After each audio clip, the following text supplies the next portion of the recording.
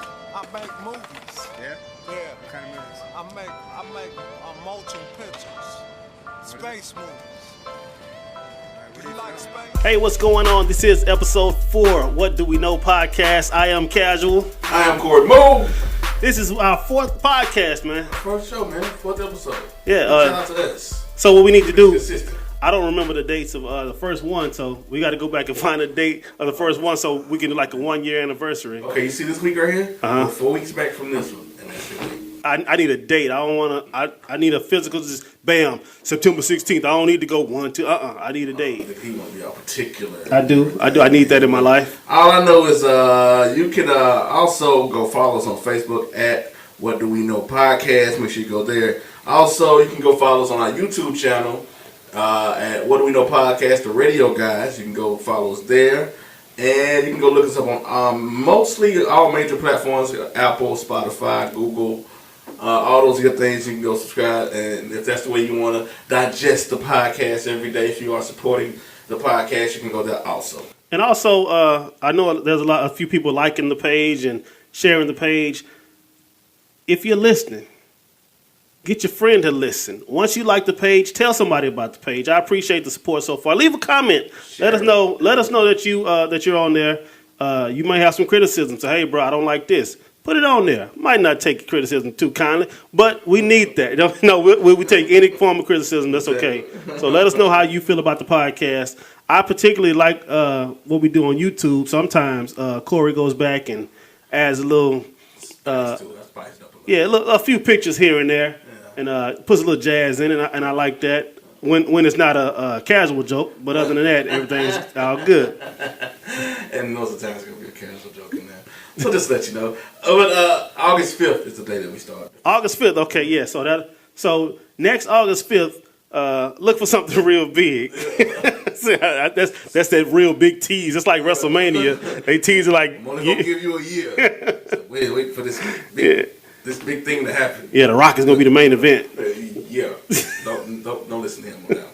But this week in America, the world, a lot of things happened. We got a little list of a couple things that went down this week. Yeah, this was I don't know if everything was this week. It may have been 2 weeks ago. Yeah. But this is some things worth talking about. Oh yeah. First thing on deck, there was a picture posted by Gabrielle Union. Woo! Yeah. There was a picture posted by Gabrielle Union that she's Dwayne Wade's wife, and Gabrielle Union, very attractive woman. I'll put it that way politely. Very attractive woman. To be 40-something too, and she found him like the 21-year-old. Oh, she's in her 40s? Yeah. Okay. Yeah. All right, she doing a little thing. So with that being said, one of his, is it a current teammate, a former teammate? Former teammate. Teammate Jimmy Butler commented on her picture in all caps, well, damn. I'm not saying, you know what I'm saying? I'm not saying that. I'm saying that was his comment on Gabrielle Union's picture. And D. Wade then goes and says... He want all the smoke, basically. He want all the smoke. He says, comment well damn on my wife's picture again. It said something about the good, the bad, and the ugly. And he said, you're going to see how good, bad... Oh, no, it was the good, the bad. It was something along those lines. But the response to that is, well, damn. So, do you think Jimmy Butler was wrong? Now, wait. Before you comment on that, Gabrielle Union is a celebrity. She is a sex symbol. And the picture that she posted was very sexy. So should his former teammate have posted under that picture on Instagram? This is my take on that. Okay. If it's my homeboy and his, that's his wife or somebody, I wouldn't did it. I wouldn't have done it. But if we just cool, like, I know, yeah. I'm and then, passing. It was, but like, she put it out there in the universe. She did. That might be his first reaction. Yeah. I can't be mad at him for that. I got a good looking wife. Yeah. You know what I'm saying? With this social media age, I mean, you open yourself up to that. When you're Gabrielle Union, you put the shirt on, skin tight, wet shirt with body parts. Some would things say, protruding exactly through that. Yep. That's like a natural reaction to that. Yep. But yeah, I don't think it was in good taste for a former teammate to jump in and do that. Yeah, that was a little itchy, a little sketchy. You know what I'm saying? But I don't know. I can't say, man. Like I said, if it was me and if it was if it was somebody I'm close to, I would have had a problem with it. Right. But if somebody I know that dude. I know what he's trying to do. I'm not gonna give it no energy. Yeah. You know what I'm saying? Because it makes the story bigger than what it should be. You know what I'm saying?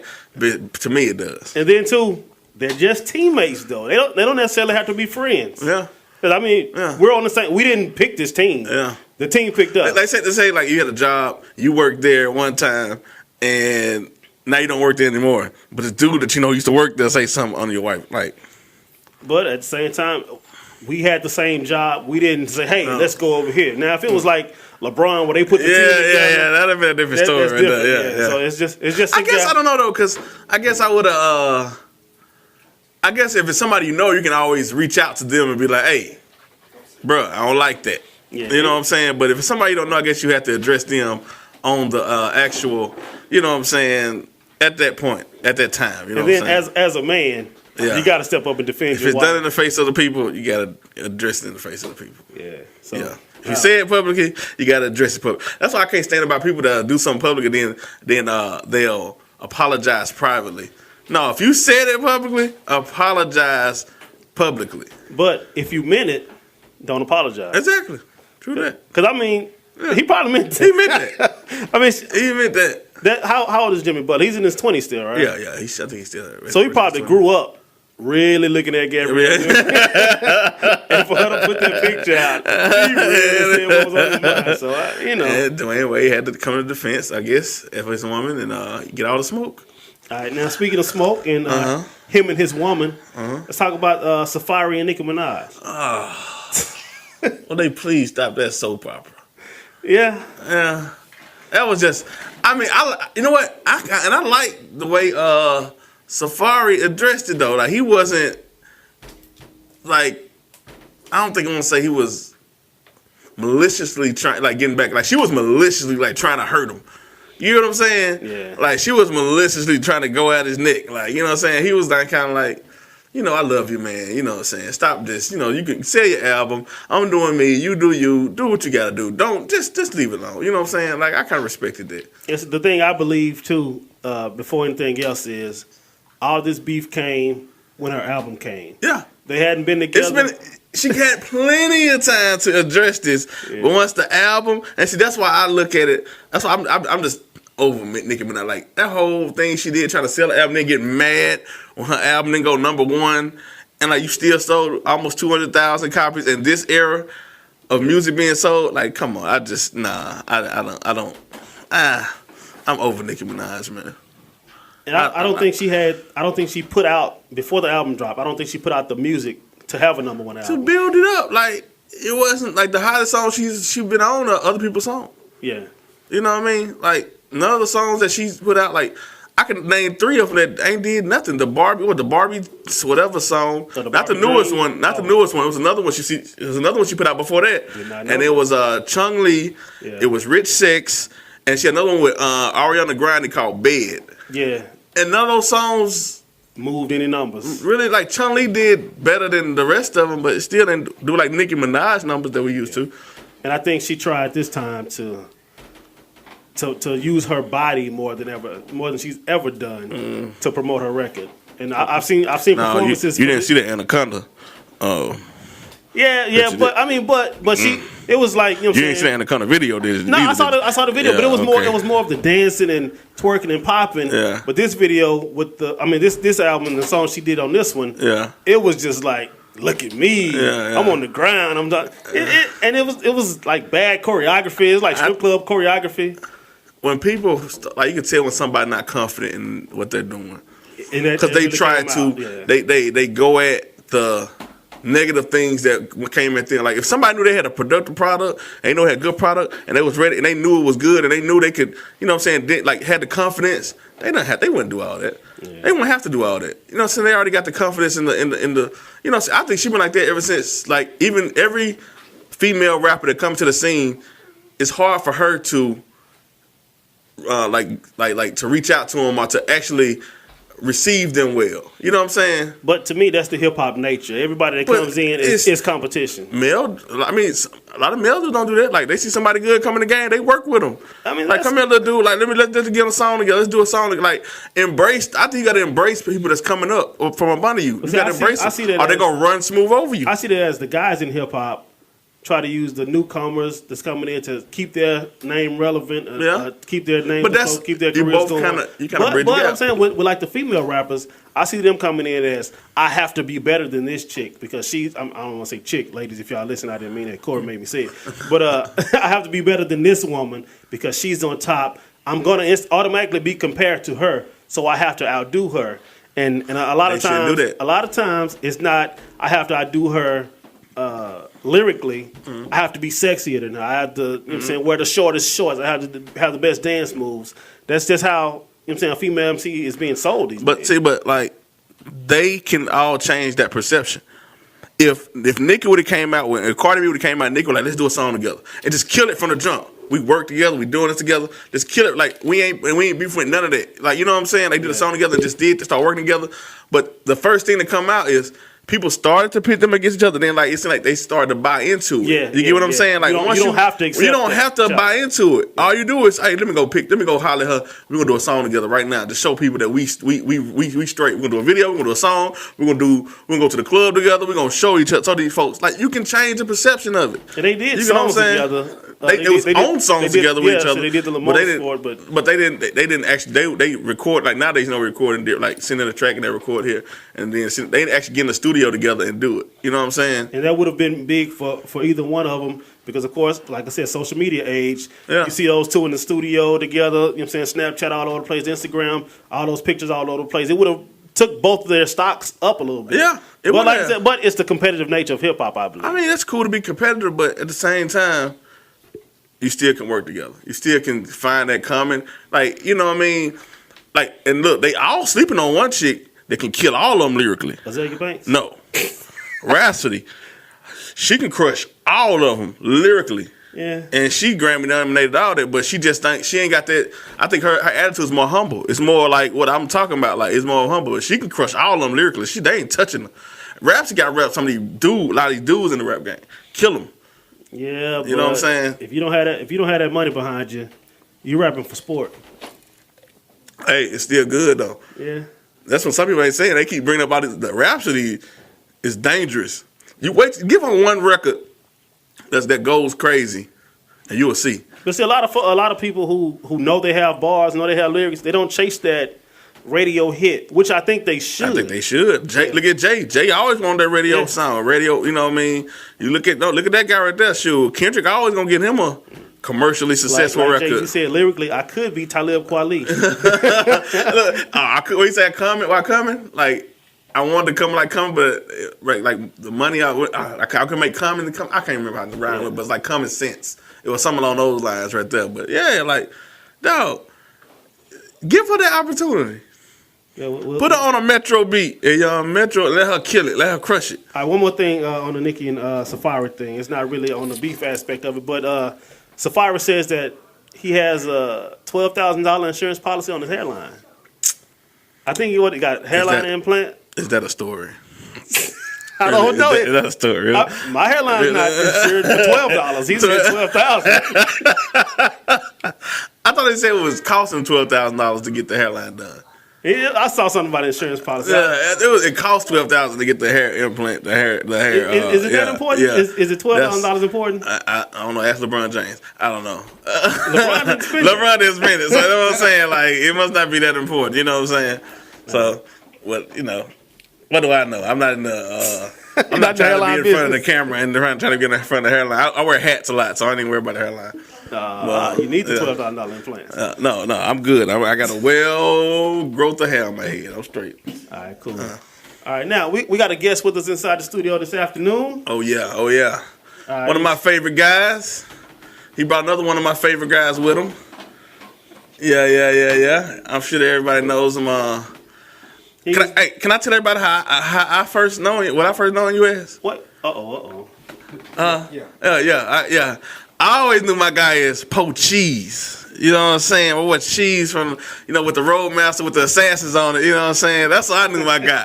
You know what I'm saying? So, and then to a couple of years ago, this new guy, this guy that reinvented himself, which is not a problem. I love people that reinvent themselves and come back a stronger, deeper person. You know what I'm saying? Mr. James Carter in the building right now. Founder, creator of the Carter Foundation. Oh, yeah. He reaches out and touches the life of youth. Youthless. That's one of the words. Young people in the community. Come on, step to the mic. Give everybody a hello and let us know what's going on with you, man. Hey, how's everybody doing on a Sunday evening? That's it. You know what? We like to bring people in that I think are impactful in the community, who does things. I think some people get too much glorification for doing nothing. Yeah. So we like to share a spotlight on people that's doing something and give them a platform to speak on, which I don't think this guy really needs our platform. We mainly probably need his platform more than anything.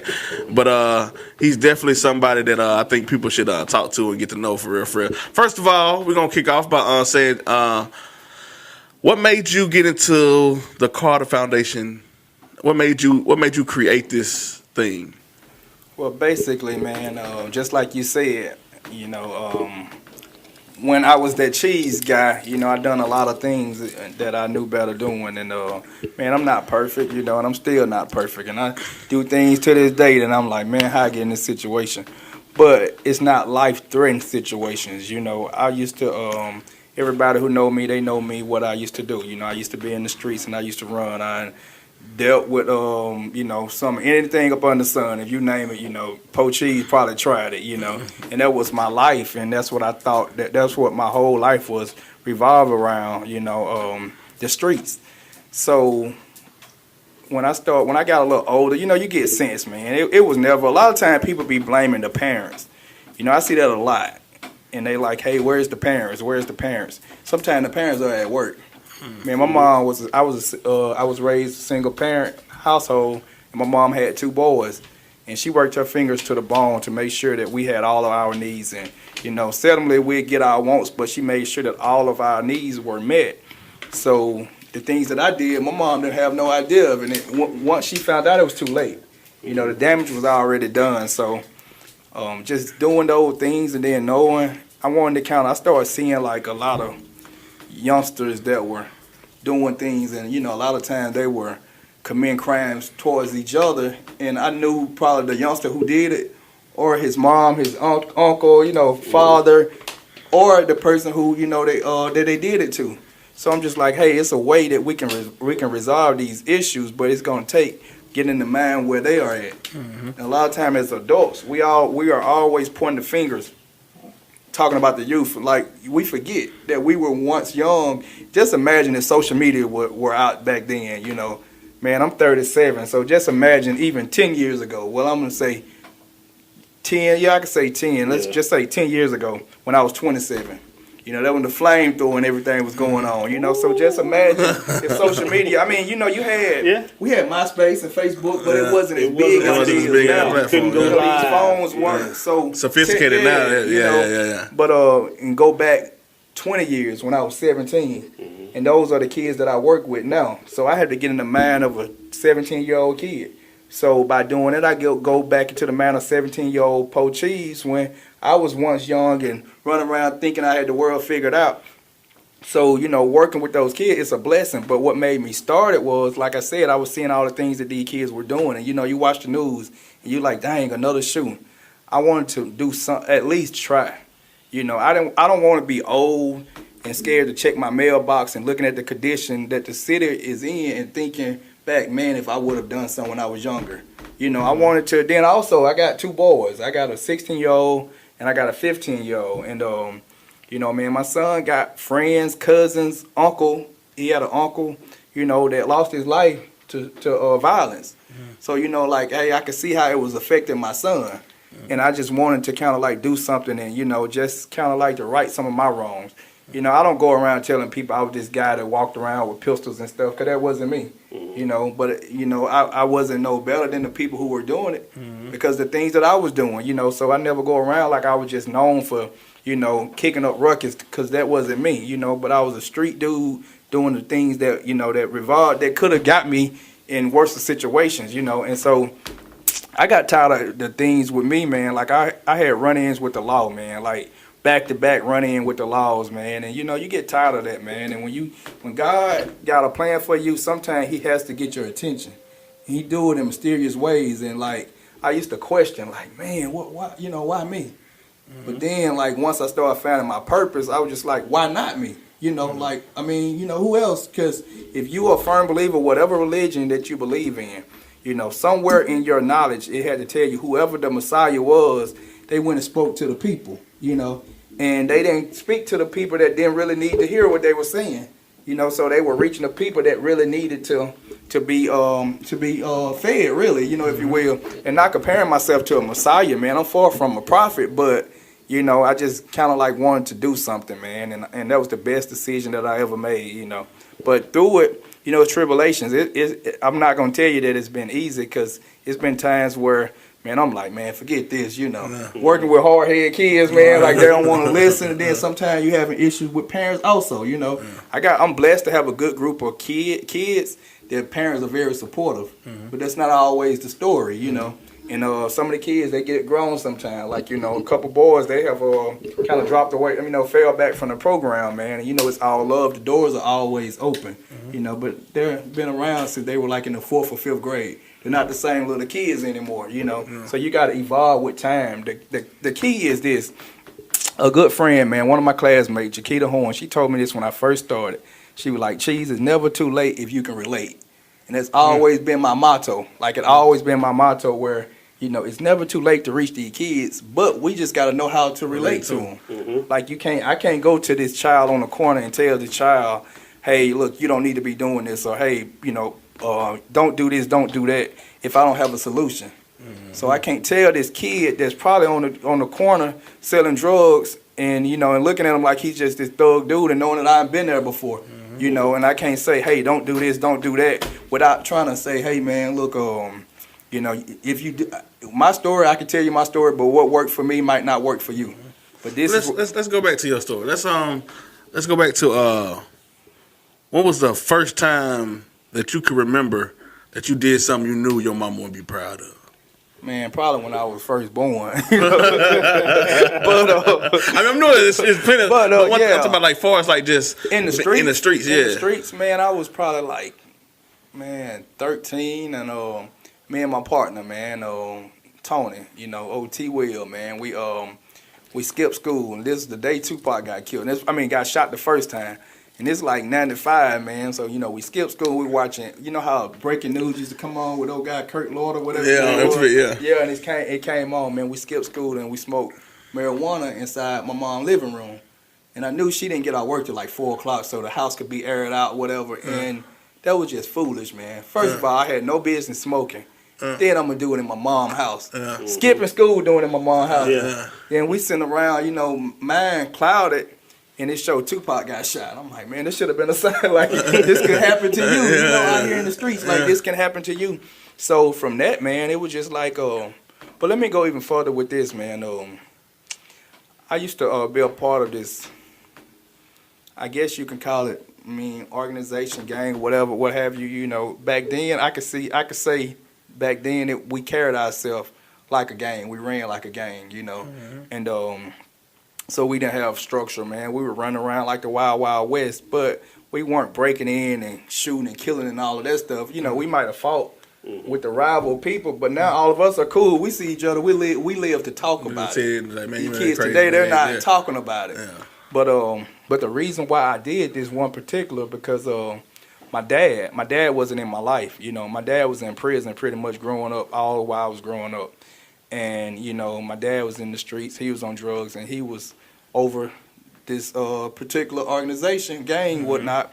and I wanted to really hurt him, you know. So I joined the opposition, you know, and that's how that was like. That's rebellious. Yeah, like it don't get no like you're my father and you're over this organization, and that's like a big slap in your face for me to join the rival, and they seeing like this is James Lewis' little son, and he, you know. So when I did that, man, I would just, you know, try to prove myself. Everything, I think from those years, from like 14 to maybe 16, 17, it was all an act of trying to get back at him. And my father was trying to get back in my life, but the damage was done, you know. So he came back in my life when I was 17 and started helping me see things more clear.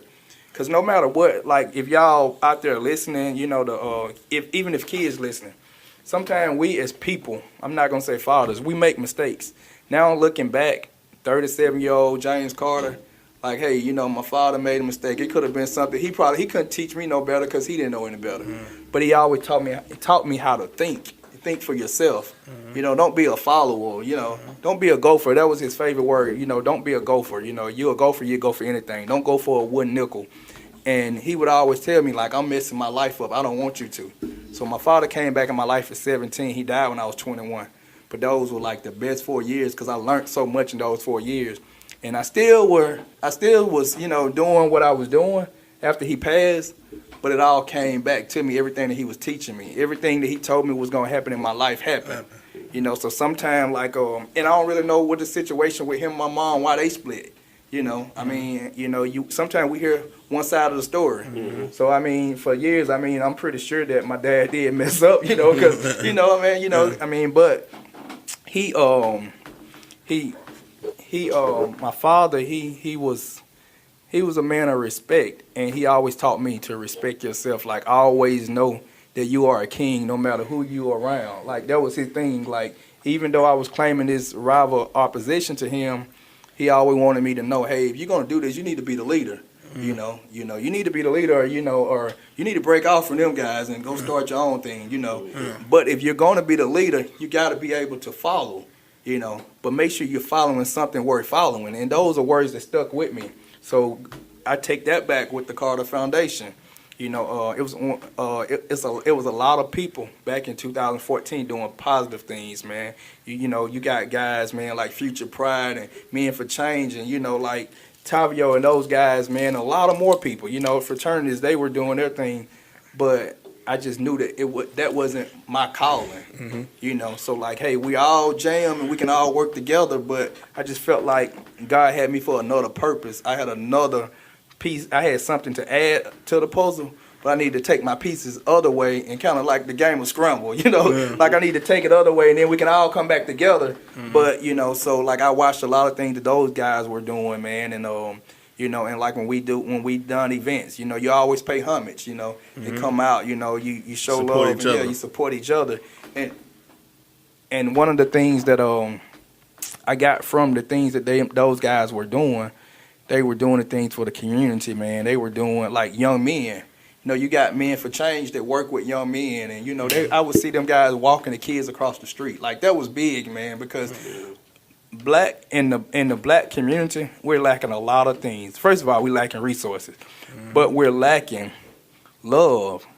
We teach our kids that they got to be tough. Don't, you know, if you got a boy and he's crying, don't cry. You know, girls cry. Quit crying like a girl. You know. And we don't embrace each other. Like, we see another black kid and we're approaching, they're going to mean mug each other if they don't know them, you know. But they might see a white or Hispanic or what have you, you know, coming across the street and speak, you know. And like the same thing with young ladies, you know, they see each other, they rolling their eyes like, who she thinks, you know, like we instantly. Yeah, it's instantly. Without even knowing. Yeah, but it was like, you know, things before us, man, you know, those situations. But just because things happen in the past don't mean that we have to stick to those ways, you know. I mean, you gotta sometimes break tradition. Sometimes tradition is meant to be broken. I heard Farrakhan say something like that before. He said when it comes to like traditional things, he said, in history, traditional things have been made with truth.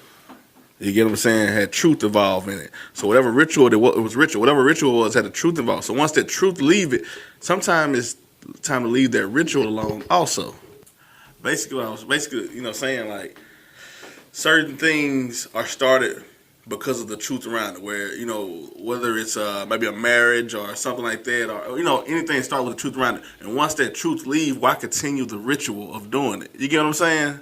Like Clearly. it was probably a sense of security to not actually address certain people in certain ways at certain times. You know what I'm saying? Because you don't know who that person was. That person can be the opposition, and you being friendly with them might mean something different. You know what I'm saying? Mm-hmm. But as time goes on, you've got that behavior, and you're putting it into your kids. You know what I'm saying? Don't look at that. Don't talk to them. Yeah, I think like you saying in our culture, it's nobody wants to come off as weak, and seeing somebody smiling at them. Yeah. You're friendly. Yeah. Like I don't know why you smiling at me. What's up? What you got? What you finna do? What you got something in your mind? Like, you know what I mean? Like, yeah. And I think that has a lot to do with it. You know what I mean? That type of behavior. You know what I mean? So I hate that behavior too, because I'd rather for people to acknowledge each other and build with somebody than to because you never know who you're gonna meet. Right. I've had people meet me and think I'm a certain way and not speak, and then they get to talking and be like, dang, I didn't expect that, you know what I'm saying? But you never would have. I never would have been more engaging and talk to you. You get what I'm saying? So I went to New York once, and they have everybody's passing out a flyer. It's a flyer for everything, dry cleaning, party, whatever. There's a flyer guy every 2 steps, and when you see somebody out here and somebody's passing out a flyer, take the flyer, see what's going on. Yeah. I was with with my girlfriend. I got fussed at. Don't be taking it. Why are you speaking? Yeah. Like the dude's he's making this a quick buck, passing out a flyer. The least I can do is take a flyer. It's not gonna hurt me. It's not gonna hurt you. It's not gonna hurt him. But I really got fussed at for taking the flyer. Like, you don't be talking to everybody. Like, it's just a flyer guy. You know what I'm saying? Like we don't off top teach respect until we see our kids acting a certain way. Like, hey, why are you doing it? You need to respect so and so. But I mean, one thing that we always talk about is weakness. Yeah. You don't want to be weak. Don't let nobody play you for weak. Don't let them take you for weak. That's what we pound that in our kids' heads, and then a lot of times kids end up bullies, just a real trouble kid because they're trying to not be weak. Yeah, but by that time, some type of strength. Yeah. But I mean, I think it's a double-edged sword when it comes to it.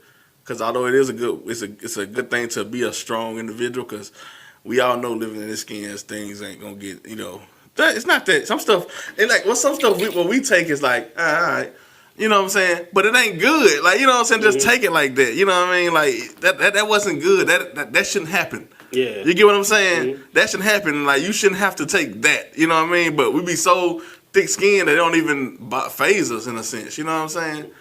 You listen to What Do We Know? Casual and Cory Moe. We have James Carter in here from the Carter Foundation. Now, I want to get back with you. Your nickname, Po Cheese. When I first saw you, someone said, yeah, that's cheese. Yeah, that's Po Cheese. That's cheese. They kept going back and forth, interchanging cheese and Po Cheese. And I'm horrible with names, but I remember faces. Yeah. So every time I saw you, it was something different. Yeah. I was like, dang, I seen the dude look just like him, but it wasn't his name. So let's go. What's the meaning of Po Cheese? How'd you get that name? What's the name? Man, old Rod McKee, Hot Rod, he gave me that Po Cheese in probably like the 6th grade, and it just stuck because I was real skinny, man. And I was like really, really skinny, man, like short, man, nappy hair little dude with a high top fade, man, and I don't know where the cheese came from, but he just, Rod Silly. If y'all know Hot Rod, man, he's a great guy, man, and so when I was in the 6th grade, so my 7th or 8th grade year, we kind of jumped off the porch a little early, over there in Reese Court, man. We jumped out. We were seeing things that was going on, and we wanted action, just being honest. It wasn't our parents. Every last person that I know that grew up over there in Reese Court had a great mom. But I can't name 2 off the top of my head that had a great father. But everybody, we had great moms, man. Our moms worked together. They worked and made sure, that we had what we needed, like I said. And, so like I stayed right across the street from Reese Court. So off my porch is where all the action was going on. So I was seeing, this late 80s, early 90s, man, like in 91, I'm seeing everything. And So I ain't gonna lie, man, I wanted some of the action. So, then I was poachees. So then when I jumped in the streets, I used to sell drugs. So when I got in the streets and started feeling myself, I felt like I had my weight up. Oh, you could be poachees. And this go back to, man, the mindset of us. We don't want to be called weak, and we hate to be called broke. Mm-hmm. So you calling me po just like you calling me broke. Put some respect on that. Don't call me po cheese. But it was some people who actually knew me. They just, if they say cheese, it sound funny. It just depends on who you are. Right, okay. Like I got people now, man, they be like, cheese, I meant to say, Mr. Carter. Man, don't say Mr. Carter. Like, you sound funny saying it, so, don't say it. But evolution. Always, like I said, my dad wasn't the best father, but he taught me a lot of great things. He taught me to always evolve and always know that you're a king. And by him saying that, they go with the name. When I was poachees, I always wanted to evolve. So then I went through stages in my life, right? And I'm going to be brief with this. I was poachees, the guy that was out there on that hot boy stuff that was doing that. Then I got a little older, gained a few pounds, and so then I was cheese. Then I went from that to actually being incarcerated to being inmate 106664. So you went from poachees to cheese to now you just a number. 10664. That's gonna be my number till I die. Right. And there's no faking with that. Like I remember when I first started doing the Carter Foundation, people used to be like, "Hey man, don't tell those people that you've been locked up." Why not? So because it's some people that's in jail that need to hear that, man. Okay, dang. Yeah, once you get out, there is because hope. we don't hear those stories, man. People go to jail, they tell you, man, I was in there doing this. I was in there reading and working out. Yeah. I wasn't on there, on no gang and doing all that, man. Like for real, like I'm a peaceful guy. I always have been. I don't bother people. Don't bother me. So I don't go tell people that story like I was just in there running stuff because I wasn't. I was in there reading and trying to get my mind right. So when I came home, I have a plan.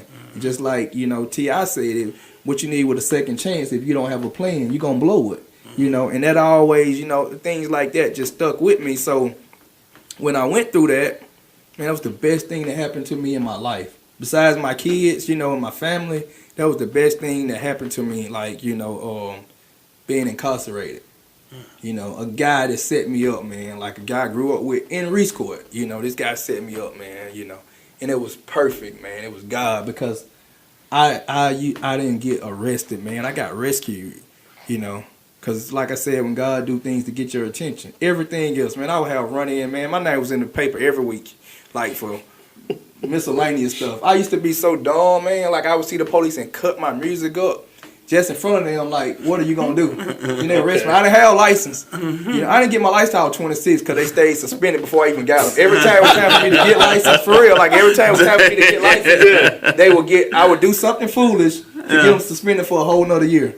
So they're from like 17 to 26. 10 years span. Yeah. So with doing that, man, it just it opened my eyes. So like all the polices, they knew me by name, and they were like, when they see me, some of them, I was always respectful because my mom taught me that. She always taught me you respect people, and I ain't gonna lie, it got me out a lot of things. I'm like, yes sir, no sir. You been drinking, no sir. Had a couple beers or whatnot.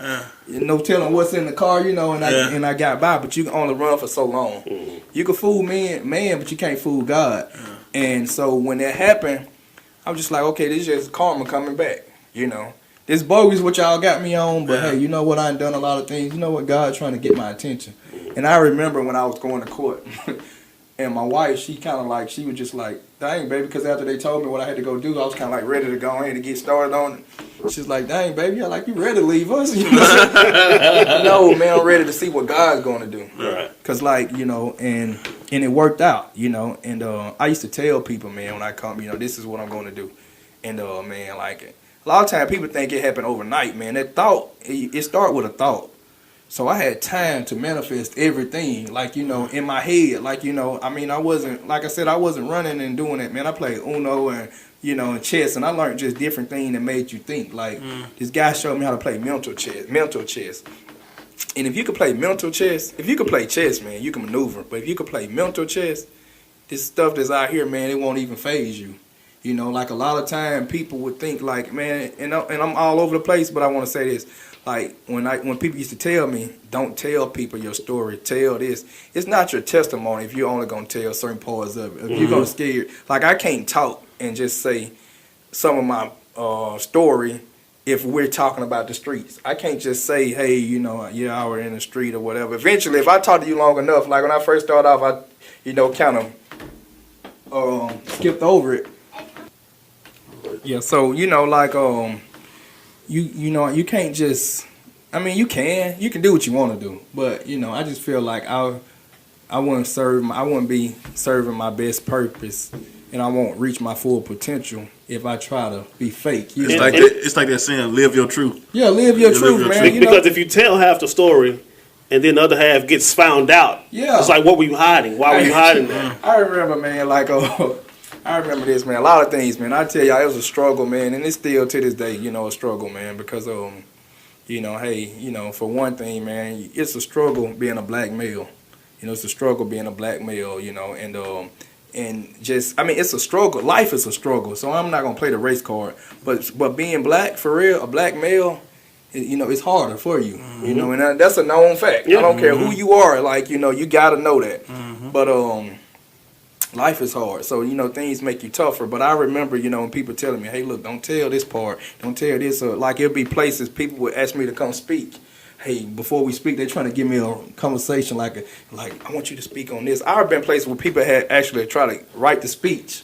Had a speech for me to say, man. First of all, it's not gonna work because I'm not the most articulate guy. Like I talk from the heart. My words gonna slur. I'm gonna say y'all, and that's just me because it's real, man. Like I'm not gonna be fake. So this story, no, man, just keep that and thanks but no thanks, you know. So, and then with those people, I make sure I say it. You know, like that be standing back. You know what I'm saying? Like, but the people that they didn't want me to tell that to, They want to hear that. they wanted to hear that. They even contact me. I remember this lady, man. You can tell by the way she looked, man. Wealthy white lady. You know, she came up to me after and she said, "You just gave me confirmation." She said, "I got a son that's incarcerated." And she said, "These people around here, they don't know that she don't tell her personal business. You know, they thought that her son was probably in the army somewhere. You know, He's on vacation. yeah, he's on vacation. Yeah, He's on sabbatical in Yeah, Europe. Yeah. He's upstate, all right. You know, so, but the lady, she came to me, man, and she was just like, "Man, you just gave me. If you can do it, he can." She said, "When you said about the parents, she said, my family, they always said, you know, like they always down her, like you went wrong, something you went wrong. If you do your job as a parent and instill value in your kids and instill discipline or whatever, we're going to go astray." Yeah. You know, like we're sitting here right now. I'm up here doing this interview. I got a 16-year-old son, man. I don't know what he's doing right now. When I left, he was at the park. I don't know what he's doing right now.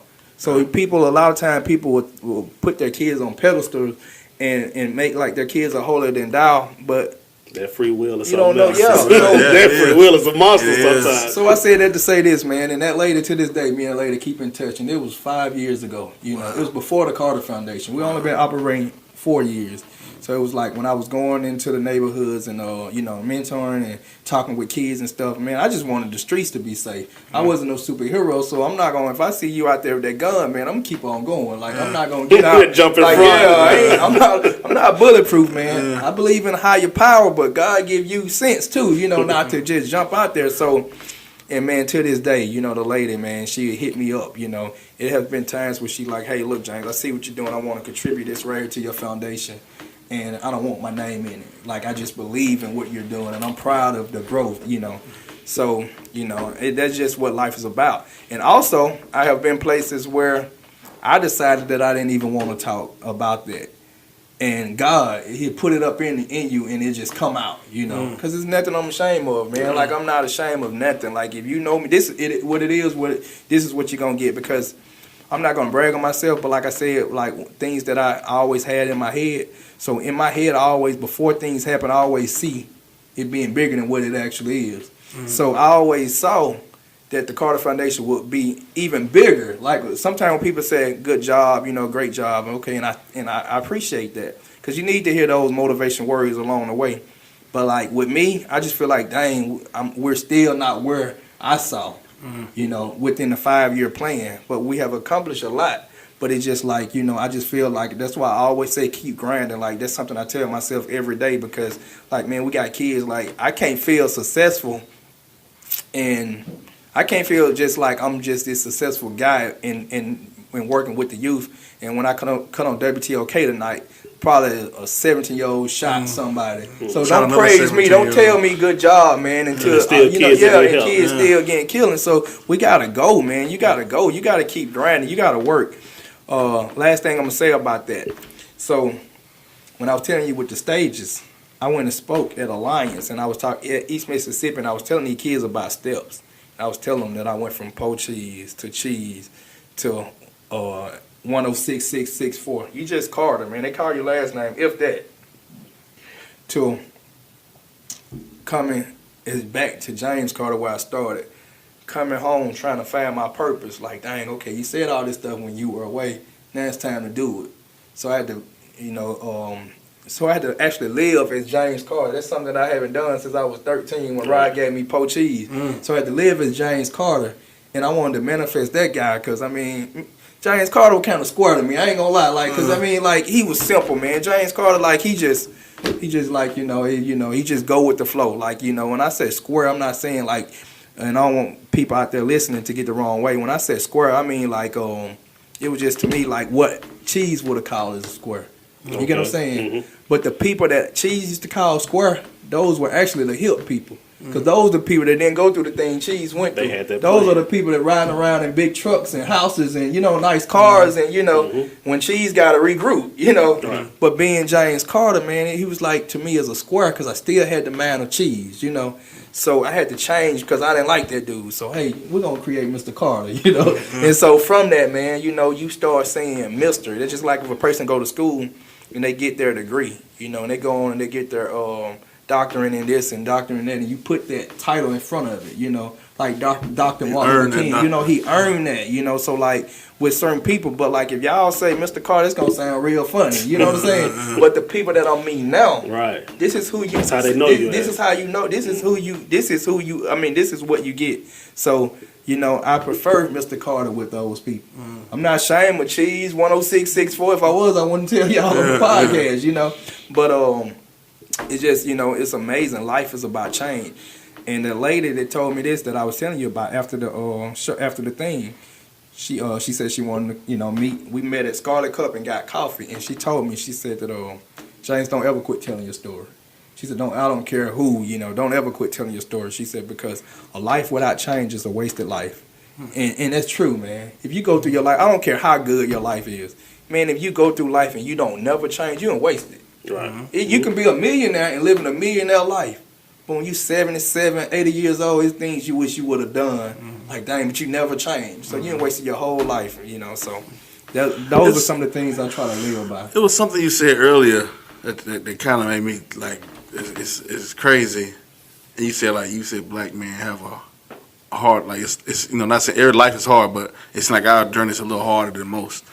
And I was thinking, he said to spite your father, you joined the opposite gang that he ran. And like you see that with other people that probably have a better lifestyle. Like their father went to this school, but I can't stand, so spite him, I'm going to go to this school. Yeah. And it's that same dynamic, but it's totally different circumstances. Yeah. You know what I'm saying? Like that shows you that everybody goes through that. It's just the different circumstances in which that is. And that tripped me out. Like, I'm going to spite him, but this is how I spite him. Yeah. And this is how I spite him. You know what I mean? Like your son might say, you might want him to pursue something different, and he might want to not say to spite you, but to just be like, I'm gonna be my own. I'm gonna be kind of like, I'm gonna push back. I'm gonna do this instead. You know what I mean? And that's something kids go through. Like as a youth, you go through that. Like I'm not gonna do what mom and dad want me to do. I'm gonna do what I want to do. And I think it's a good thing. I think it still should support. They show support, but it depends on what that thing is too. Like, I don't know. When my daughter came up, when her college choices were in existence, and it was time she was senior. It was time to go to school, and I have to support you for the next 4 years. You see where this is going, right? She's like, oh yeah, I got Jackson State is on. Southern, Southern's. I think she even was Talladega offered some money.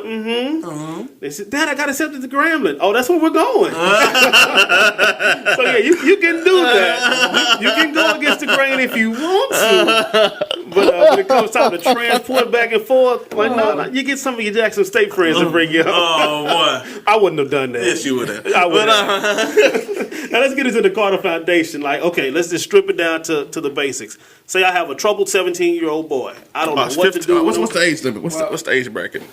12 through 17. 12 through 17. But with the 12-year-old, we don't always. Sometimes they don't get a chance to do the things that the 16-year-old. Because I mean, you gotta kind of watch that also. You know, because like I said, man, I got a great group of boys, but they're not perfect.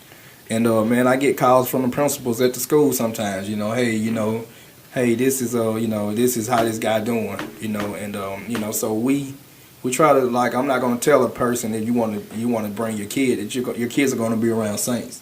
Because I'm not a saint, and neither one of us, and the parent that bringing the kids probably not a saint, So, but if you got a kid that's out there, even if he's not a troubled youth, I mean, you can bring him. You can contact me, and we had open enrollment today. So, and it's crazy, y'all. Okay, look, a lot of time we talk about we need to do things for the kids. So we open it up, open enrollment. I have people all the time. Hey, can I get so and so to join? We only do it 2 times a year for a reason. If we just do it where you can get in anytime you want to, you're not gonna take it serious. Yeah, so I have people that have blown me up, man, ever since like 4 or 5 months ago, man. Hey, a year ago, but every time they miss open enrollment. So it's just like, hey, and not saying anything bad about them, but out of all the people that talk about the things they want their kids to do, 3 new kids came. 3 new kids, but I'm blessed if it was just one. Right. Because that's one child that we got a chance to reach. But, man, probably like, no lie, I can probably name you. I mean, I could probably count off the top of my head like 12 people that always, when they see me, they always, hey, I want to get my son in this. I want to get my son in that.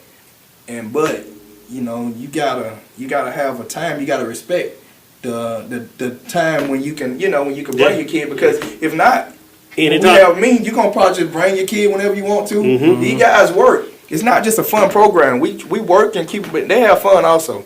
But in order for them to go on trips, we take them to like educational field trips, man. I think one of their favorite trips was Tougaloo and Xavier.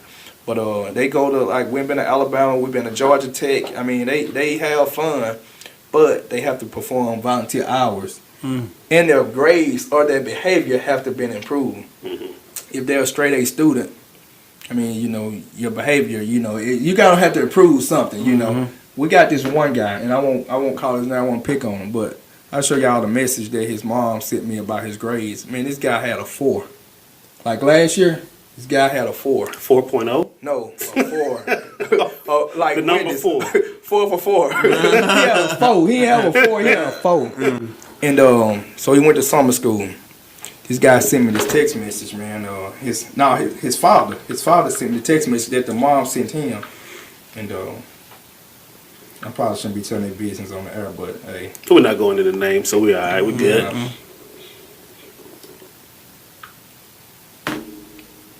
He said his mom, he sent me what the boy mom sent. I can't believe so-and-so grades. Public speaking, 84. Government, SEM, 93. English 3, 100. Algebra 2, 95. Zoology, 100. U.S. History, 90. MHS Art, 100. 0 absence.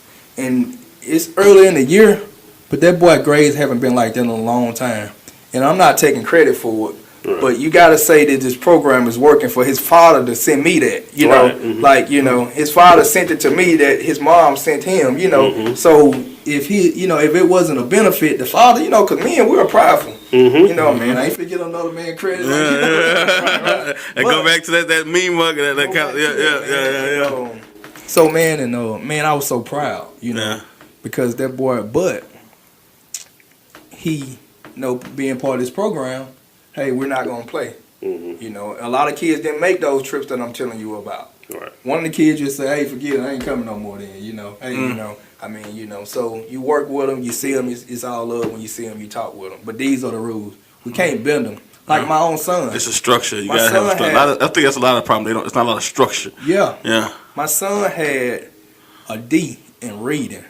Now, what this look like? I'm up here mentoring other kids, and I'm up at the high school talking to these people, and your grade's worse than the people I'm talking to. But he had a D in reading.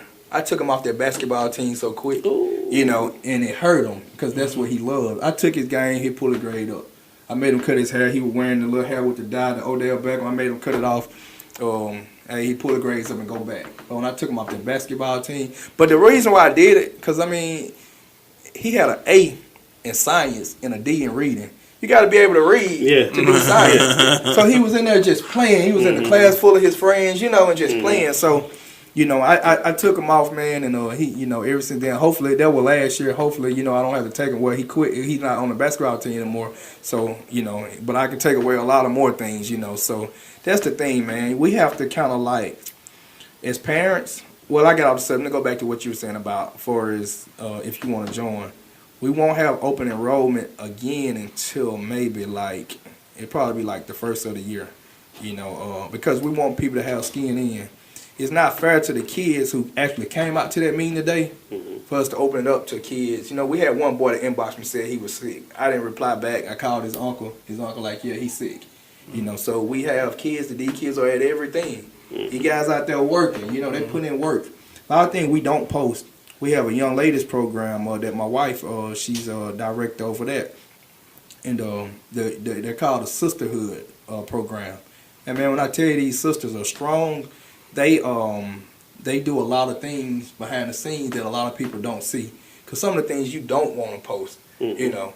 If I'm going and sit with an older person and feeding them soup, I don't want to take a picture of that. You know, like certain, you know, if I'm cutting this old man yard because his grass is taller than me, I don't want to post that. Certain things you don't want to post.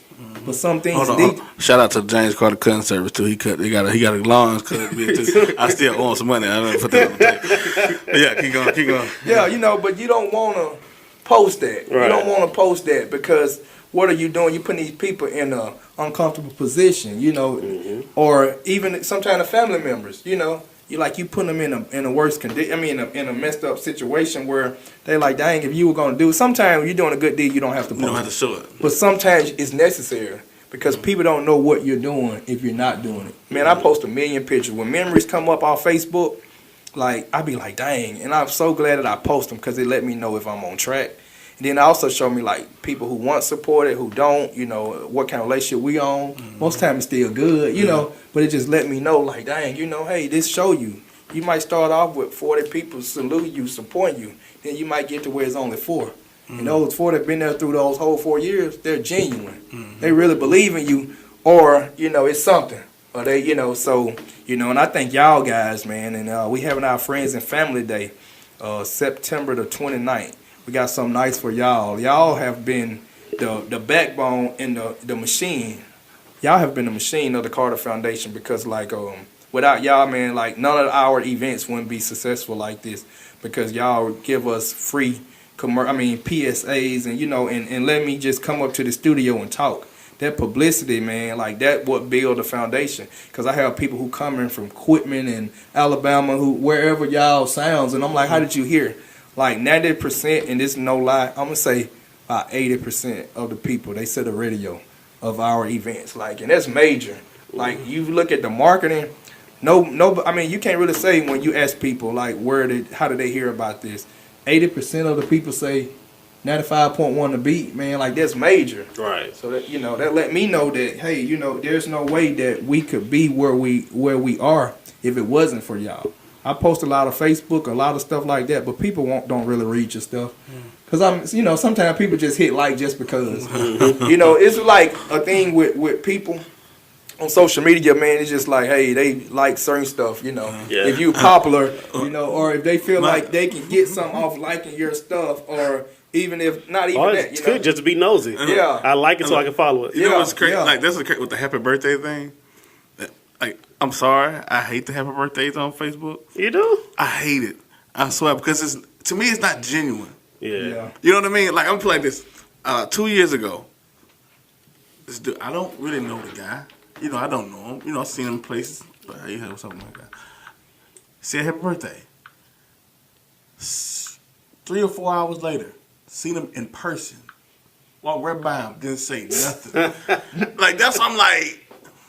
Yeah. And see, like- I'm with the happy birthday thing. If I know you and I got your number, I call you. I call you. I text you. That's say my it thing, to you. like, and I've had it's some more people like, genuine that you way didn't to post me. on my page. Hey, Right. I talked to you. Yeah, bro. yeah. You know what I'm saying? I can't do 40, so everybody I'm every personal. day. Like, I can't be like, this happy birthday. Like, to me, I like it. Like, I ain't saying it's a bad thing. It's not my preference. I just can't do it. You know what I mean? That's my thing. That's one thing I had like support. Like, that's why I remember last week I was talking about support. Like, how back in the day, in order, like, if you were petitioning something, or if you had to actually go buy the wood, the cardboard, to put the right on there, and go stand out front of this place and let them know we're not buying into what you're doing, or we're supporting you. You know what I'm saying? Nowadays, it's a hashtag. And that's it. To me, that's not the same way. That's not the same to me. It gets information out faster, but it's still not the same as doing like that ground hard work. That's one thing I talk about, like online petitions. I haven't read about one online petition that has worked. I'm take that back. There's one online petition that actually worked. Let me take you some of the ones that have been out. They wanted Fetty Wap to perform at Barbara Bush's funeral, Trap Queen. There was something about Beyonce going somewhere. I don't remember what. Beyonce has a lot of online petitions for her. But the one that worked was when Shawty Low tried to come out with the TV show. Oh yeah, they petitioned to get in touch with all his baby mamas. And he was trying to show that he supported all of his kids and his kids' moms. Yeah. That was the only online petition that has ever worked. Any other ones, I promise you, it's been a flop. But that's the online thing. That's one thing I like. That's my thing. Like, I like genuine support. Like, that's why when James when he like, remember when we first came out, who was in this room? Yeah. Who's in this room right here? Yeah. And when he first, like, cause I seen him, but you know, crazy to say, I seen him online. Like, I wasn't talking to James like that. Like, me and him like spoke in passing, but I seen him online and what he was doing. So and that's when we was doing the Stop the Violence thing, and that's before we even did the rally. And it was just at that time it was crazy, Marie. Yeah. It was like every day or every week somebody was shooting shots or something like that. And I seen, like, me and Jake was like, man, we got, like, golly, what's going on? So that's when we brought James back, and we just had this conversation on the air. And just, like, people was calling in. That's how I knew it was a problem, because people was calling in and just feeding into it. And, like, it was crazy. And that's kind of what made, like, that's how we kind of formed that relationship. He formed the relationship with the radio, because it was that much attention that we felt like it was bringing to the community. You know what I'm saying? And that's why to this day, like, to see it still going on, I'm glad to see him 5 years later, still at it, still doing it. And, like, what has that longevity? What do people do in Meridian that stick to it for 5 years strong? Yeah. Like, you know what I mean? Like, and can stay, and not only it grows, not it's steady growing, steady growing. He actually has more of a structure with it now, because then it was just mainly events. Yeah, it wasn't even like the mentorship. It was just events. We were sorry for cutting y'all. We were going into the neighborhoods, man, where the work was, where people were doing the stuff at. You know, like, hey, we were going into the neighborhood, talking to the kids, and, you know, before we go do the events, we go there and try to talk with the residents. See, like, that was the secret to it, man. And I think, and, you know, we would never bring the police in the neighborhood. Because, like, not down to nobody, and people going to hear this and going to take it the wrong way. But I just feel like when I do an event, I don't really want to bring the police there to these people, residents. Because to me, this how I feel. And this is probably not why other people, I don't think this is what other people think when they're doing it. But if I was a resident, and if you came to my neighborhood, and you came with the police, I feel like you think that we don't know how to act. Yeah, you don't trust my neighborhood. You don't trust my neighborhood. Like, what is it so bad? So if it's that bad, it's something that I feel like I need to do. So, like, no events we ever had the police there. And it was the grace of God that nothing jumped off, you know. But it wasn't that. These people were mad at their business, you know. So we go to them and talk with them, let them know. And a lot of time, man, people are just happy that you're willing to invest in that, into their kids. And then, you know, of course, first place was going to be like over there on the east side, because that's where I grew up at. And, you know, when we go to Reese Court, man, and, you know, the people over there are like, hey, you don't have to buy the food. We got the food. Just come. So, we come, man, and we eat and we fellowship. We always open up with a prayer. We will always open up with a prayer and, just go out there and have fun. So we start moving around just different neighborhoods, just spreading the love. And it was beneficial at that time. But one thing, like with me, where we're at now, I don't really see a need for me to keep doing community events. Because like you said, that was like 4 or 5 years ago. And if you believe in evolving, I don't want to do the same thing I was doing. It worked and it was necessary, but I was getting, like, you can go in the neighborhood and give away free stuff, or if the residents got it and they're giving away free stuff. What happened? People together, they fellowship and they eat, but then they go home. So the kids, hey, you ain't really changed their mindset, You just gave them a hot dog. Yeah, you just gave them a hot dog. So, if you can go find a way to change their mindset, so that's when the mentoring kicked in.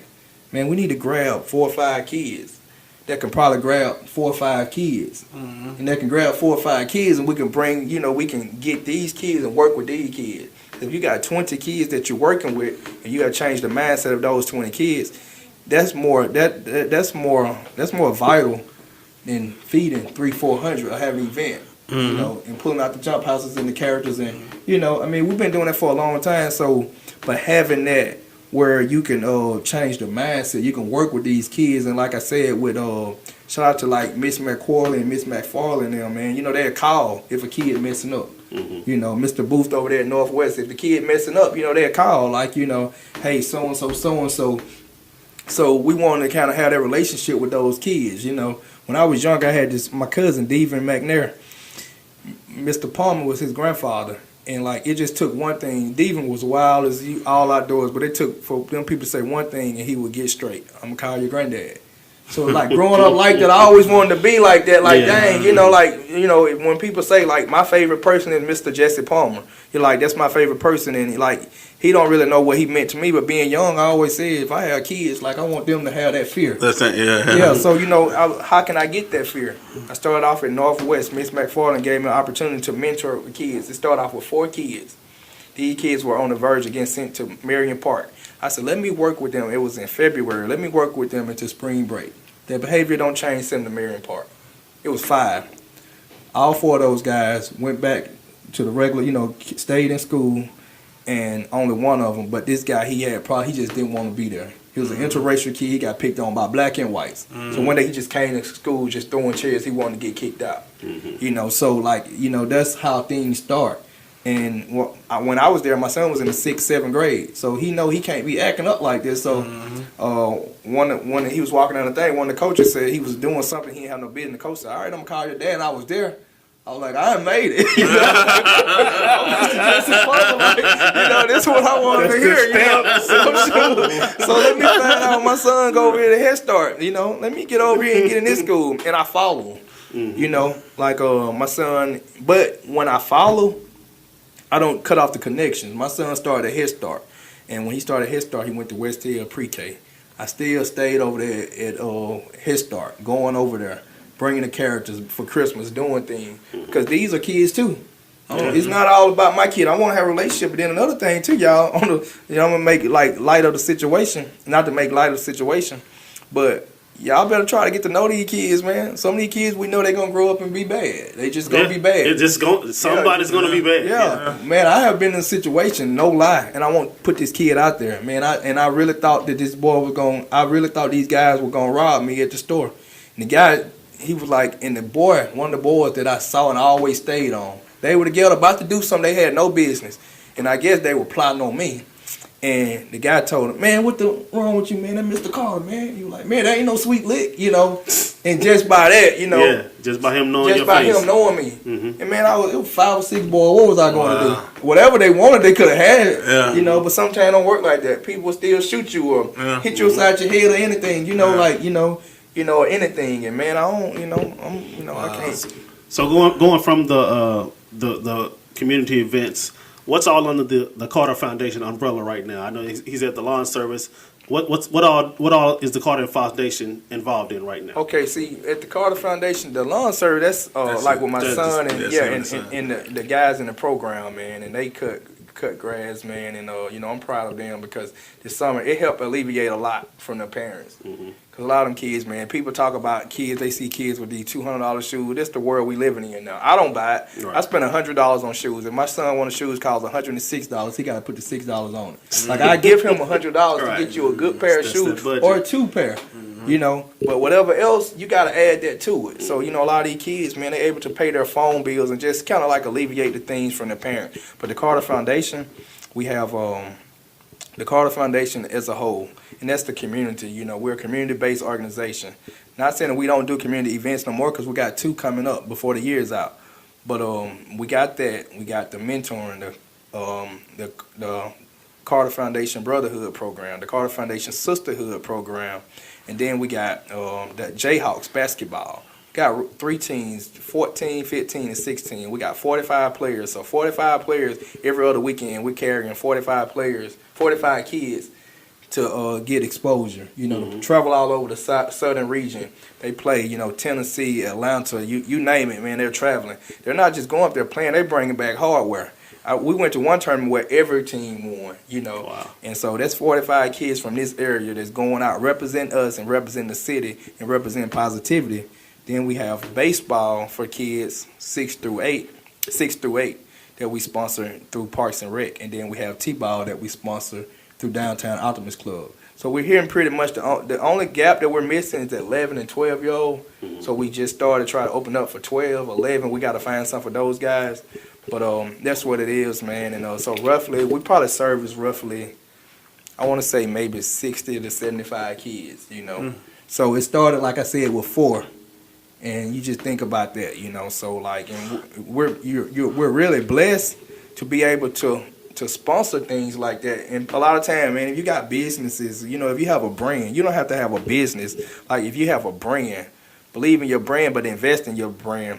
Investing in your brand is investing in your community. When you see these Parks and Rec and stuff, and these different people having things and they need sponsors, man, these kids feel good, and that's good promotion. Your brand being, they go. A lot of times those kids wear the jerseys, through the season when the season over with, right? And people are seeing your brand. The parents, like I get a lot of likes off Facebook, off our T-ball games. Like people will go off on our Facebook page. The kids that never even heard of the Carter Foundation, but their son play on the team, they want to know about the Carter Foundation. And then I post a lot, so I'm like, hey, swap for swap. I guess I'm bribing them. Hey, I'm going to post your son's picture. Go like it. But no, on a serious note, and it worked, though. But I let them know, hey, you don't mind, I'm going to post your son's child on the page, but it's only going to be on the Carter Foundation. So they're going to go on that page to see their child. Then they're going to pretty much share it. So this free game, y'all. I know my baby cute.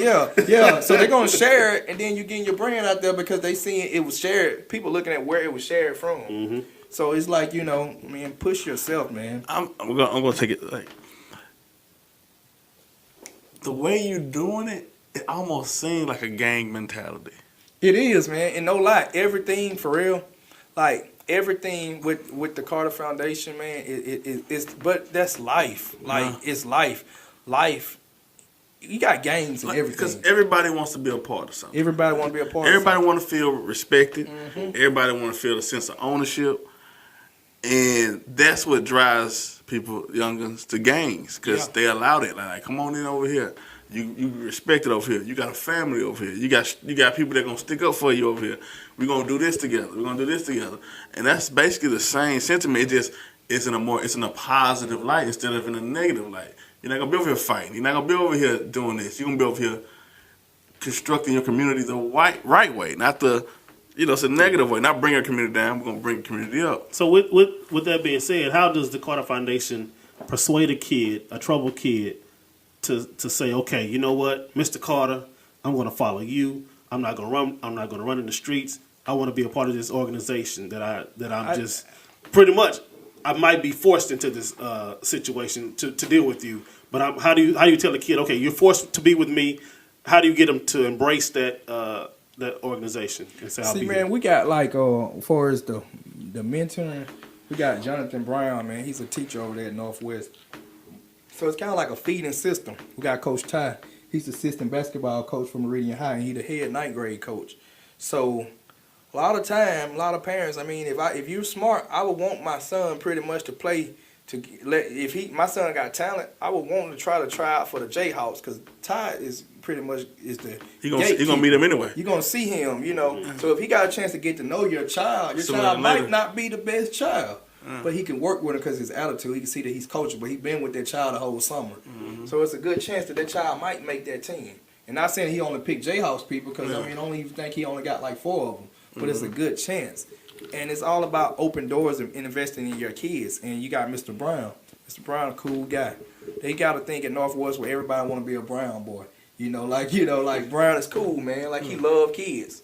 And man, he take those kids and he treat them like his own. So the kids, they kind of like see that. So it's kind of like a feeding, man. It's like, it started with me grinding, but I can't take credit for none of this. It's all the boys. They're doing the right thing, man. Those guys just got recognized on the state level for future leaders of Mississippi. And out of 82 counties in Mississippi, man, they picked somebody from our county, and it was from our program. So those boys got a chance to dress up real nice. The parents came out, man. Me and Mississippi, man, they hosted a great event. It was the first annual, they got more to come. But it was very awesome, and it was extravagant. It was really, really elegant, man. It was exquisite, like for real. Like, because the kids got a chance to get dressed up, and they all came in, man. And when they came in with those blazers, I was really proud. Like, everybody stopped what they were doing and looked like, dang, those guys are sharp, And we got a thing where we call it Carter Foundation Scent. Like, when they're out, I always tell them we got a special fragrance that we wear. We want to leave because, scent is the strongest scent tied to memory. So you're going to always remember where you smelt this stuff at. So when we walk in, we want to leave that scent, and they're going to walk by you, and you got that smell of, when you smell again, that smell like them Carter Foundation. Like for real. So what it is, man, those kids, kids see that. So even the kids that we label as bad, man, they want to be recognized. That's why they join gangs. One thing about the streets, man. One thing about a kid, they're going to seek attention. And if you don't give it to them, the streets are recruiting our youth. So they're starting earlier, so we got to start earlier. You go out there and get them kids something positive, something to be around. Then it help out also that those guys play basketball. Because, in school, man, I didn't play sports. But you always know, the sports player, man, they were the jocks. They were cool. So people like to be around cool kids. So not saying that all the kids are going to be popular or nothing like that. But people see that, okay, well, so-and-so with the Carter Foundation. And these athletes, man, these kids, man, take ownership in that. You can be the future because they seeing you doing it. Okay, it's cool if I got a McKean Anthony, and he's playing and he played this, whoever. You know what I'm saying? Like they seeing these kids when they seeing these kids putting up numbers and playing in big arenas, and they seeing that and they hearing their name on the radio, seeing these guys starting and stuff. And then with them, it's going to make them like, okay, well, I can do it if they doing it. So it's just that, man. It's kind of like you say, man, it's marketing, really. It's marketing. So pretty much the people who are in it kind of influence the ones who come into it or want to be a part of it. Because cool. We got maybe 20 boys that's like the core. Maybe 14 the core because some of them, they come and go. But, man, it started off with 4 of them. I remember, it was Jamie Young, my son Jamie Young and Jalen Davis, them, man. They were telling me, we sat there. I put the picture up on Facebook.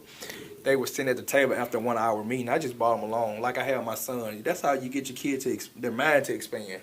Let them see that. Show them something. Let them see that. And they were at 1-hour meetings. We were trying to do our second annual Christmas drive, and they were there. And they were after the meeting, the guy said, they sat at the table, they wanted to sit behind the Carter Foundation table and act like they were, hosting the meeting. And they was like, when we get older, we're going to be part of the Carter Foundation. I didn't see the mentoring program then because we were still doing events. Like I said, we were getting ready for a Christmas thing. But those 2 boys, man, really. Then, and then Dennis, them, all of them, they just always hung around. So, some of the kids seeing it, and it just went from, they'd come home, my son would come home, Dad, so-and-so want to join the Carter Foundation. I told them they got to ask you. I'm man, this y'all program. Y'all use y'all judgment. But what we're doing now, we might open it back up, do another thing next month. Whenever progress report come out, we want to see your progress report. It doesn't have to be A1, but we want to see from then you got progress. The progress. for the next time. So it's a probationary period. You're not just gonna come in and just say I'm part of the Carter Foundation, because these boys been grinding for a long time. Had to put up with me. I punch them in the chest. You know, they got to put up with all this stuff with me, laughing at my corny jokes and everything. It's almost it's a fraternity. Yes, in a sense, you know. So like, you're not gonna just come on and just say, you know, and then, you know, you a hothead and you make these boys look bad. You somewhere with the Carter Foundation center on and somebody smell it. That's when the Carter, you over there acting crazy, you know. So, that's a trouble smell. Something wrong over there. Smell like problems. So, yeah, man. So that's what it is, man. But like, we're gonna do that, and then they gonna have to volunteer. So and then we do a thing on Sundays, man. I would love for y'all guys to come there and speak. We did it today, where we open it up to the community, and the kids don't actually have to be part of the Carter Foundation to come to Sacrifice Sunday. What that is, we go out there, we talk about the week, try to get them ready, because you never know, that plant that seed in their head that Sunday, they go to sleep on it that Monday, they might have a productive week. Mm-hmm. But over the weekend, they go from Friday, what happened Friday, then what happened on Snapchat Saturday, then Sunday, they all hot-headed, Monday they get to school, bam. You know, they're ready to explode. Mm-hmm. So we get them, and, you know, it's in the evening, so by the time we do it, you go home, you eat, you go to bed, or whatever you do, but you had something positive in you. And we go and we walk the trail, talk, let them talk, and we ask that no parents come. We're not going to do nothing around your kids that you don't do. But sometimes they might open up to you, and they want to open up to the parent. Yeah. Like this one boy was telling me, man, you know, and he was talking to me about sex. And then, you know, he wouldn't dare talk about it like that around his mom. Not to your mom. Yeah, you know. Never. I still want my mom to think I'm a virgin. I had 2 kids. So, you know, and it's just those things, man. But, you know, I can't get off here without saying, man, thanks to y'all guys, because, like, even this right here, I put this on my Snapchat. It's going to get good publicity. I mean, it's going to get y'all some publicity, and it's going to do for me, you know, that promotion, man. I mean, that advertising, man, that's the key. Like, you got to advertise your brand, because people that won't know what you're doing if you're not posting it. You got people say, well, I don't post. No lie. And, like, for real, a lot of people used to talk about me when I used to do a lot of posting, right? And a lot of people used to jump in my inbox, hey, man, don't worry about this, don't worry about that. You know, you got to ignore this, ignore this. It never bothered me, you know. Because now I see those same people doing everything that I did because they saw it work. You know, and I see that. You know, I see them doing the same exact thing. You know, and I feel proud. Like, okay, you know, like I feel proud. And it's not a cocky or it's not a proud, cocky feeling. It's proud that, okay, you stuck with what worked for you. But you leave that to somebody else now, because God got other things for you. You got to evolve. So, you know, like and then coming back to do that Friends and Family Day, what I was saying with that, that's going to be for anybody who ever support the Carter Foundation. If you share the post, if you like the post, you know, if you wore a T-shirt, you know, and... Speaking of T-shirts, I might need a new one. I got you, man. I got you. It's T-shirts? I've seen them. I had so, you know, I saw some personalized T-shirts. That's nice. I give my radio station T-shirt. Look, Casual be over there acting antisocial, man. Look, over there, he just being a little... I see him through the windows. Okay, as soon as he get done over there, he gonna come shut up. Well, he's gone.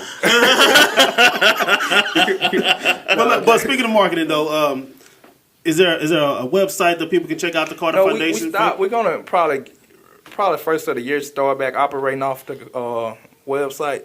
It's just a bunch of old stuff on there now, man. But we mainly operate off Facebook because it really wasn't getting traffic. Mm-hmm. And, you know, at the time we were paying for it, man, it was kind of like pointless. Like, you know, it wasn't getting traffic at all because, like, you know, but people would take you more seriously when you got a website, you know, because they want to, you know, Facebook, everybody got a Facebook. Right. People probably don't got nothing in their name but a Facebook. But so they, you know, man. But if someone wants to reach the Carter Foundation, give them all the information that they need right now. The Carter Foundation on Facebook, and you can give us a call at 601-227-5719. Again, it's 601-227-5719. And the Facebook page, the Carter Foundation, and you can follow me on Facebook, James Carter. But you know, man, and if y'all really know some kids that really could benefit from the program, and because everybody don't see your Facebook posts, because I only promoted Facebook, I didn't come on the radio station and do it. Mainly too, because we can't have 100 kids neither, because it's only like 3 male mentors, you know. And I want your kids in good hands, you know. Right. So we kind of like, you know, not saying that we're trying to control, manipulate who we bring in. But if you put on the radio and you say that, a lot of people gonna look at it, I want my son part of that because it's something positive. But also you're gonna have some people. My little bass, he need to get out the house eating up all my food. I just need a babysitter. Yeah. Mm-hmm. Don't bring, don't bring that man over. Don't bring him. We eat, but hey, we take turns, and we got some great parents, to keep the program going, man. We got some great moms, that they're out there, like even with like Tremaine Ruffin, he's one of the mentors also, and he don't accept that title, but he's there. He's always there. His son is in the program. His son, Trey Ruffin, is the president of the youth group. And all the kids, what I like about it, all of them got positions. They got their own board. You got an ambassador. So like when it's time for WTOK to come out, I don't really want to talk. I like now the counter. I feel like I've been working with y'all for so long. Y'all can handle it. Y'all 16, 17. You go ahead and handle that. I'm gonna stand there so people, because some people see me and know, okay, it's the Carter Foundation, that's Mr. Carter. But I want you to get the shine and everything else, because it's not about that with me. Because these guys is what really keeping the program running. And the young ladies in the sisterhood program, they're revamping. If y'all have young ladies, they haven't done their open enrollment yet. I think it's gonna be like next week. And young ladies, 12 through 17, 12 through 19, I think it is. So my wife, Mr. Carter, man, they're running, they got a really solid program, and dedicated. It's some dedicated young ladies that been there, from day one, and they never left. So, all right, ladies and gentlemen, from Po Cheese all the way to Mr. Carter now, Mr. James Carter, we appreciate you stopping by for the What Do We Know podcast. Appreciate you for having me. And look, open door policy. Anytime you want to come back, you're welcome. This is our beginning stages in the program. We're like you. We're trying to evolve. We wanted to grow. And when we make it, we're gonna look back and say, "Hey, he was with us in the beginning." Hey, you know what? Though? We'll send you some tickets to check out. No, man, no, you're invited on any time, man. Hey, listen though, man, and what you just said though, a lot of times people don't realize this.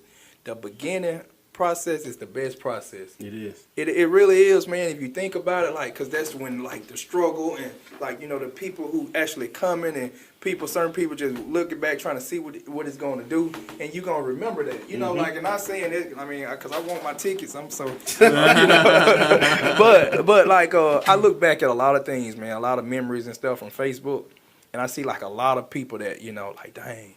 Then I see now just where it grew.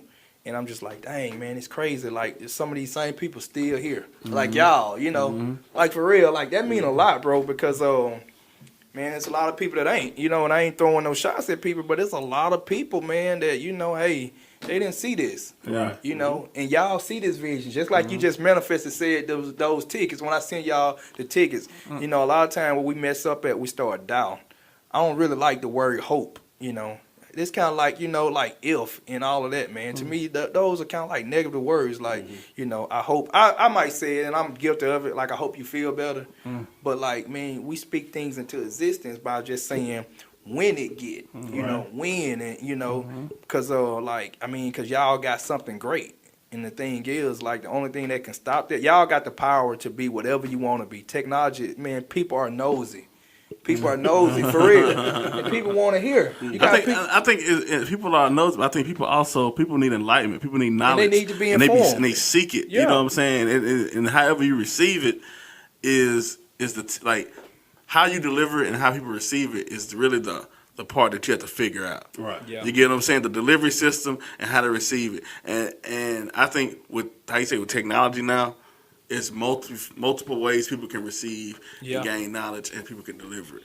You know what I mean? Y'all just remember this interview. I'm the fourth person, so look, y'all. You're actually the third person. The first one, okay. We winged it by ourselves. That's what we figured. Hey, let's get somebody here that knows something. Let's somebody talk about something. And they said the third time's a charm. So 3 times a charm, y'all. So look, y'all remember that. I'm sorry, Terrence and DJ. But we do look forward to having you back in the future when the Carter Foundation goes nationwide. And we said, hey, man, remember we were in that little room where we had the mics attached to the table, and we had the bright lights and be in the big city. Hey, look, y'all, and I keep saying, look, y'all, but think about it, man, because you keep saying some real stuff. What Cory said earlier, how the Carter Foundation started. When they called me up here, we were in this room right here. Like, great things happened in this room, and I didn't even have a name for the Carter Foundation. I remember when WTOK, man, came out to the event, and they were like, so who's hosting this? Like, we just wanted to change. It started in this room. My mission started in this room. I started posting. I can't give y'all credit for everything because I was out there grinding. But I gave him the name. I wasn't even in the first. But I started, I was going into the community doing things. But when I got on this radio, that was like major. Like when I got on the radio, it was major for y'all, and it was major because like it wasn't tradition. And I'll go back to breaking tradition. It wasn't, man, who gonna get Po Cheese to come on the radio station and talk about the thing? Because at that time you had people, man, that dude, I know that cat still, so and probably to this day, they probably still think like that. But I mean, who cares? But we were up in here, and man, I remember people were calling, talking about their kids, like it was a cry, like it was a desperate need. And just in this room from that and going back now and seeing y'all at a podcast, 4 years later, but it was one thing that was funny. When we got on this air, from y'all air thing, I got a call. Me and DeMont Burst, we were on here talking. And the people from Infusion X, they were like, man, we heard you on the radio. We need you to come here and mentor our kids. And that's how I actually started just putting my mind seeing, dang, man, it can be major. I had never been on the radio, I've been on the news for stuff that wasn't good, but I never been on the radio. So from that, the radio heard y'all let me come up here and promote that event. And I remember people said it wouldn't work because the area was a red zone. They said no one's coming there and you don't need to do this event. If you do it, the blood is on your hand. Like those guys over there, it's hot over there, they're going to shoot, and this going to ruin everything that you're trying to do. We hear what you said you're going to do, how you want to start this thing for the kids, but if you throw this event and something happened, it's going to stop it. And I trusted the process, and we did it. And man, it was like probably like 500 or 600 people came out. And no lie, like no exaggerate. And the news center heard it. One of the people on the news center, Tom Williams, he heard about the event. And he was just started, man. He was just like, he was carrying around the cameras. He wasn't even a camera guy. Now he like the face of it, But he came out to the event. And man, I was just like, he was like, I heard about it, him and the guy. And so they was like, so what's the name of the organization? And I'm like, shoot. Because I didn't have a name. It was just people that just really was tired of what was going on, man. And shout out to all the people who met and gave and donated, because it wasn't just me. We were like calling the Village Fund Day. That's what the first event was. And in that second, I had to think quick, and I said the Carter Foundation. So now when they put it on the news, they're like the Carter Foundation. Now I gotta, Now I gotta run with it. Now I gotta run with it. That's what it is. It all started in this room. And I go back to that right there. When I manifest that, I said the Carter Foundation, and look where it came. But it all started in this room, man. So like, you gotta always remember where you start. I go back and look at some of the stuff and some of the posts that I used to make, and I look at that stuff now and just look at it. You just can't give up, because it's been so many times just like, man, forget this, man, like the community. Because for one thing, we would do free events, and no lie, we would do free events. But then we do fundraisers to raise money. The same people that stood in line got school supplies and got this and got free hot dog. They would act like they're turning the radio up when they see us, like, and just dodging. Those kids would see that. Yeah. So they seeing these people, so like, I can't keep asking you to go into the community when, but it was a lot of people who still supported it, but at the same time, like, it was breaking the kids down. Like, it would make some of the kids, I might as well be out here doing wrong. They don't support us when we try to do something positive, So it was like God, when I said, when I got arrested, and it was God get my attention. God do things in your life. He'll allow the devil to work, in order to get your attention. The devil rewards too. Yeah, the devil rewards, So, with that, man, But last thing I want to say, y'all remember this show not because, I'm the third person I'm going to get tickets, but remember these guys and support it. Y'all tell a friend, Even if you catch this episode when they blew up, when they blowed up, when they're like, I can't even compare them, because I don't even want to belittle them by comparing them to somebody great, But when they make it to where God got for them, and you hear this interview, it might be 6 months from now, it might be 2 months, it might be 2 years. But when you go back, because you know how people, like, you get hip to a new artist, you want to go back and listen to the old stuff, like, let me see. Remember this, man, and be like, man, those guys, they really spoke that into existence. And when you go back and you looking back and you like, and then remember the Carter Foundation, y'all. All right, James Carter, we appreciate you for stopping by. And every week we like to end out in the most professional way then we know how. I am Casual. I'm Cory Moe. That's it. Got to think.